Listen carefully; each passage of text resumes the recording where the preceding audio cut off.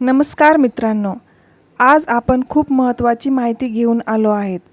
10वी आणि 12वीचा निकाल 2026 कधी लागणार? निकाल कसा पाहायचा? आणि निकालानंतर पुढे काय करायचं? जर तुम्ही विद्यार्थी असाल किंवा पालक असाल तर हा व्हिडिओ शेवटपर्यंत नक्की पहा, कारण ही माहिती तुमच्यासाठी खूप उपयोगाची आहे. मित्रांनो, दरवर्षीप्रमाणे यावर्षीही 10वी आणि 12वीचे निकाल मे महिन्यामध्ये लागण्याची शक्यता आहे. 12वीचा निकाल साधारणपणे मेच्या दुसऱ्या आठवड्यात आणि 10वीचा निकाल मेच्या तिसऱ्या किंवा चौथ्या आठवड्यात. तथापि, अधिकृत तारीख लवकरच जाहीर होईल. लक्षात ठेवा, निकाल लागण्याच्या आधीच सोशल मीडियावर अनेक अफवा पसरतात, म्हणून फक्त अधिकृत वेबसाईटवरच विश्वास ठेवा. निकाल पाहण्यासाठी खालील सोप्या स्टेप फॉलो करा. अधिकृत वेबसाईट उघडा.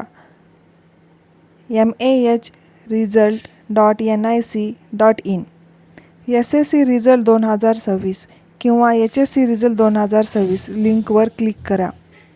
तुमचा सीट नंबर, रोल नंबर टाका. व्ह्यू रिझल्टवर क्लिक करा. तुमचा निकाल स्क्रीनवर दिसेल. स्क्रीनशॉट काढून किंवा PDF डाउनलोड करा. निकाल पाहताच या गोष्टी नीट तपासा.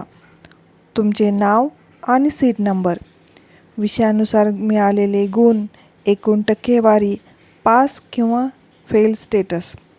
काही चूक आढळल्यास लगेच शाळेशी संपर्क करा. मार्क्स कमी आले तर काय करायचं? जर अपेक्षापेक्षा मार्क्स कमी आले तर घाबरू नका.